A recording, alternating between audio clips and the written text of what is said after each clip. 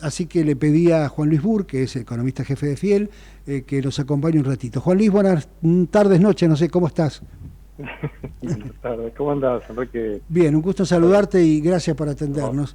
Bueno, no. entre otras cosas, Juan Luis es uno de los hombres que más sabe en la Argentina del mercado de trabajo y quería meterme en el tema del mercado de trabajo para que primero me hagas una pequeña descripción de una foto del mercado de trabajo en donde estamos en la Argentina.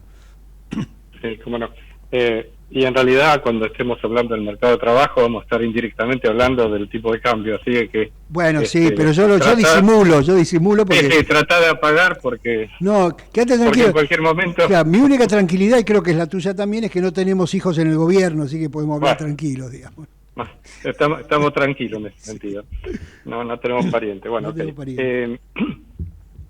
Mira, el mercado de trabajo no está muy diferente, lamentablemente, de cómo venía en el pasado.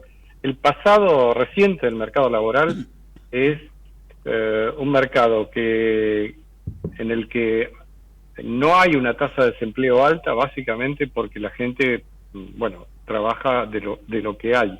Es decir, cuando se necesita conseguir un empleo, no es que solamente la gente busca trabajo formal. Hoy la mitad de la población trabaja en actividades que son informales, cuentapropistas, etcétera. Básicamente el asalariado privado formal, que es lo que tradicionalmente la gente pensó que era el típico asalariado, y es básicamente el asalariado de mayor nivel de productividad, porque está trabajando en las empresas privadas, que se supone tienen bajo nivel de subsidio, llamémosle, o que no tienen mucho subsidio. Eso es un cuarto del empleo total, o sea, un poquito más de un cuarto. El resto hay un poco de empleo público, o sea, alrededor de 4 millones de empleados públicos. Hay alrededor de la mitad del empleo total, que son, como te decía, asalariados informales o cuentapropistas de distinto tipo. Es decir, hay 11 millones de personas de los 22 millones, casi 23 millones que trabajan, 11 y medio que son cuentapropistas, monotributistas sociales, etcétera, o asalariados informales, y el resto te queda como asalariados del sector público y asalariados privados. Y esto no cambió mucho en los últimos meses, cuando el empleo empezó a crecer otra vez desde agosto de este año.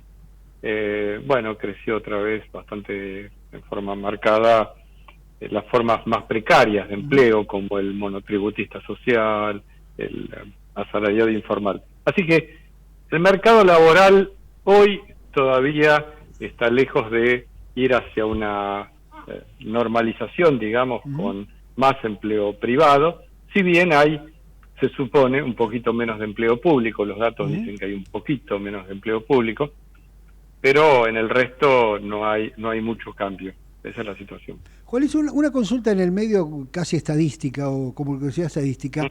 En esas informales o cuentapropistas o monotributistas, ¿están incluidos, déjame decirlo de una, no sé, estoy inventando el término, los monotributistas, digamos, productivos, con más productividad, que quiero decir, a ver, un profesional hoy en la Argentina que con esta historia impositiva y qué sé yo, bueno, a lo mejor es monotributista, pero no es el monotributista del informal que que es un jardinero, sino que es voy a arriesgar, es un dentista, qué sé yo.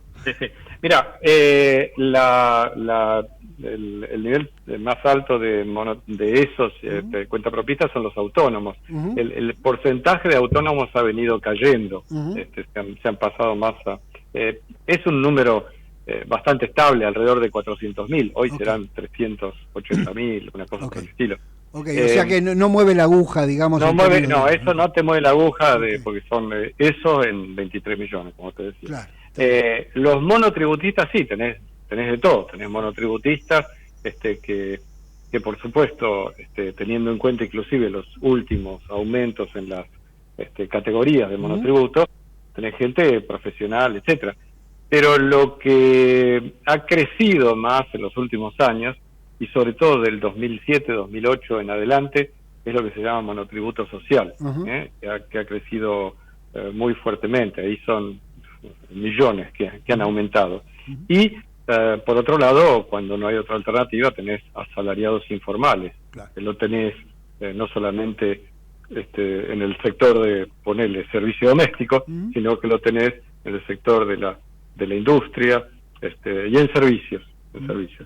Así que ese es el panorama que tenés. Perfecto. No es un panorama inclusive que te puede llevar a confusión, porque en los últimos años se mostró que había caído la informalidad, porque se definen como formales gente que puede estar en el límite de la formalidad, como todos estos monotributistas sociales. Estamos hablando de más de 2 millones y pico de personas, que en realidad se paga muy poco por el monotributo social, y son gente que tiene ingresos bajos. O sea, llamarle formal o informal, bueno, el gobierno los llama formales, en general son más bien gente que está en la informalidad, ¿no? Está clarito. Juan Luis, bueno, vos me decís, bueno, mira, el mapa del empleo no ha cambiado mucho, básicamente ha empezado a crecer, pero básicamente en el sector informal o menos productivo, con menos productividad, podríamos decirlo así. Ahora, acá hay dos cosas, ¿no? Imagino que, por supuesto, primero, con la economía en crecimiento, sin economía en crecimiento, es muy difícil ver muchos cambios en el mercado de trabajo. Digo, vos me lo ratificarás o me lo corregirás. Sí. Okay. Lo segundo es que el gobierno ha tomado algunas medidas, bueno, me escuchó, ha habido algunas reformitas, diría yo, en el mercado de trabajo impulsados en la ley bases o en alguno de estas, del decreto, en fin, toda esta cosa que se ha mezclado, en donde aparece que se aumentó el periodo de prueba, esta idea de los 5 empleados para poder manejar una pequeña empresita, qué sé yo, bajaron algunos costos de indemnización, digamos, con la economía creciendo, ¿esto alcanza para empezar a recuperar el empleo o para ir a un empleo mejor que el que tenemos?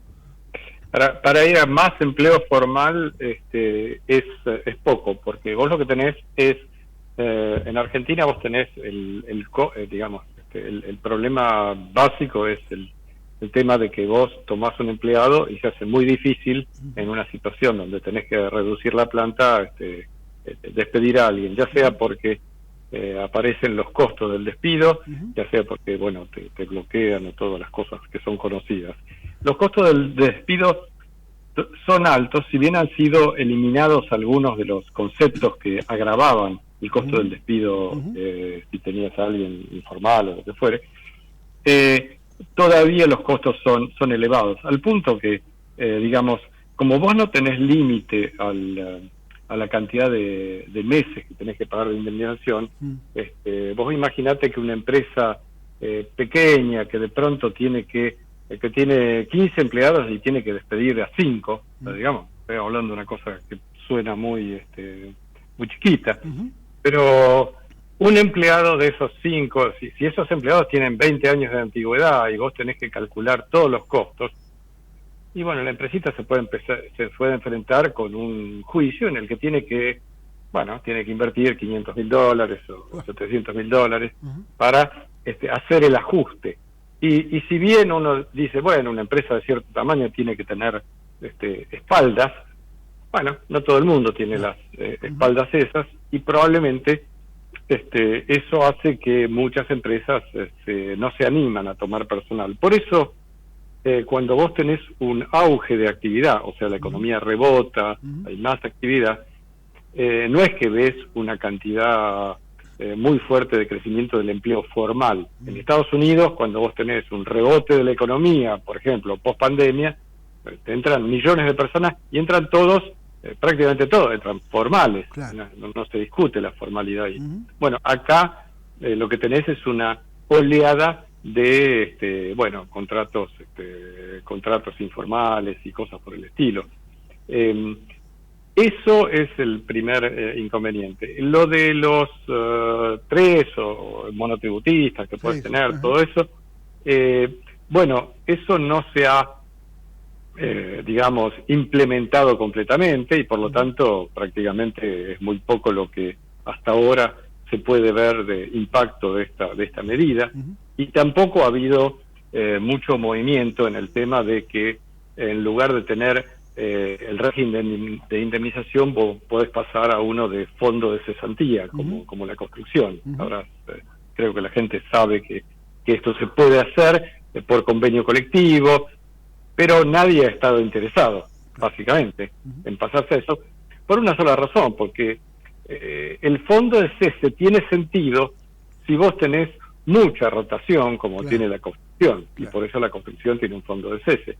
Pero si vos sos una actividad donde la rotación es más esporádica, es decir, vos entran o salen empleados, pero no todos los años entra el 20%, bueno, cuando no es así, el fondo de cese es caro, y por eso muy pocos toman el fondo de cese, o ninguno, ¿no? Por ahora. Juan, dos cosas más. Una tiene que ver con los impuestos al trabajo, digamos, que obviamente, hasta donde yo sé, no han cambiado en este periodo y que imagino que también deben tener algún efecto sobre la contratación en blanco o en negro, para usar palabras más vulgares. Tienen que ver con eso y tienen que ver con el hecho de que, digamos, si los impuestos bajan, una parte de eso se puede trasladar, no solo a la empresa, sino a la empresa se traslada, en ese caso hay un aumento, eventualmente un aumento del empleo en blanco, o también se puede trasladar al asalariado, cobrando más. Ayer o antes de ayer, no sé, fue en estos días, se prorrogó la reducción de contribuciones patronales, por ejemplo, para los regímenes de educación privada, y claro, ese es un régimen que distinto al régimen general, pero claramente que le da un beneficio, ya sea a la entidad que contrata, ponerle el colegio, o ya sea al docente, que puede cobrar unos pesos más. Por supuesto que la reducción de impuestos al trabajo, que es una cosa que se puede plantear perfectamente, también tiene su contraparte de que si vos eliminás un impuesto, la pregunta es ¿con qué financiás después las prestaciones previsionales? Así que la reforma previsional que ha desmentido el presidente, que no se está haciendo, no se va a hacer por ahora, es un tema bastante más profundo que lo que se ha trabajado por allí, de discutir cómo se ajustan las pensiones de un mes para el otro. La reforma previsional es un tema de largo plazo. Difiero con el presidente, espero que no me escuche por lo que estoy diciendo, pero bueno, difiero en el sentido que no es que hay que hacer la reforma previsional después de hacer la reforma laboral, hay que hacer todo junto. Tenés que hacer todo junto, porque hoy tenés la mitad de la población trabajando en la informalidad, hoy tenés que plantearte qué régimen previsional vas a tener para esa gente, para toda esa gente, y tenés que planteártelo hoy, no mañana. Sí, claro, porque acá hay dos etapas, ¿no? Porque o hay dos poblaciones, no sé cómo llamarlos, porque por un lado están efectivamente aquellos que están en el mercado de trabajo formal, y que en todo caso la reforma previsional tiene que ver con si aumentamos o no la edad jubilatoria, y etcétera, y esa podría decirse, para moderar la discusión con el presidente, dice, bueno, ok, para el mercado formal parecería tener sentido hacer primero la reforma laboral y después la reforma previsional, qué sé yo. Ahora está claro que para toda la gente que va a empezar a jubilarse sin aportes, y ahora que termina la moratoria, como corresponde que termine, bueno, va a haber que pensar un régimen más razonable. Porque en los próximos 50 años el sistema de pensiones va a estar también modelado por lo que vos hagas con esa gente. Digamos, no es que es una cosa de los próximos 6 meses, de los próximos 50 años. Bueno, así que habría que ir... habría que ir pensando en todo. Pensando en todo eso. Bien, y ahora tengo la última. Después de lo que dijiste, no sé si te va a llamar, pero supongamos que te llama el presidente y te dice, bueno, okay, ¿qué falta hacer en el mercado de trabajo para que esa reforma sea como la que Burr quiere? Mirá, hay algo que se está haciendo con el tema de la homologación, pero es una cosa, que yo no... Es decir, por ejemplo, si se homologan aumentos que están por arriba de cierto nivel, yo no homologo.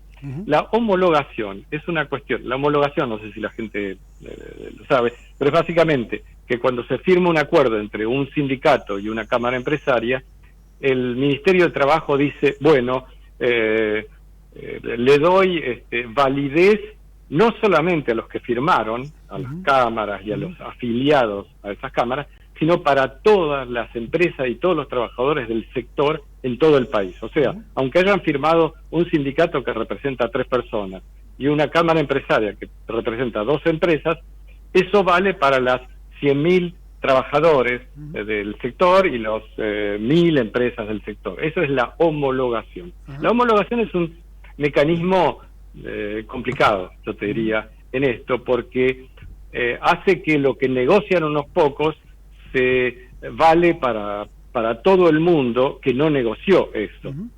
Y entonces puede ser que el que haya negociado sean empresas grandes y trabajadores protegidos, y resulta que después le extienden la negociación a empresas chiquitas que están andás a ver dónde en el país, en condiciones muy diferentes de empleo, etcétera.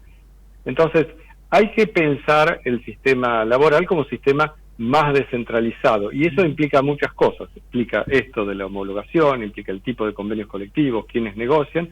Hay que pensar además que los contratos laborales, tiene que haber la posibilidad de contratos más allá del contrato por tiempo indeterminado, porque si bien en la ley están los contratos cortos, etcétera, temporada, todos los otros contratos, esos contratos en la Argentina prácticamente no se aplican, porque al poco tiempo de tener un contrato de eso te lo pasan a tiempo indeterminado, y entonces ya estás con todos los costos del despido, todas las otras cosas. Vos tenés que dar facilidad para que las empresas contraten, se animen a contratar cuando hay una recuperación, y no que se asusten cuando hay una recuperación y no quieren contratar a nadie, y a este costo laboral te van a poner máquinas, no van a contratar gente. ¿Se entiende lo que Clarísimo. estoy diciendo? Muchas gracias, Juan Luis, por estos minutos, como siempre, muy claro y muy amable por atendernos. Un abrazo Gracias grande. a vos. Chao, abrazo grande. Una pequeña pausa, ya venimos.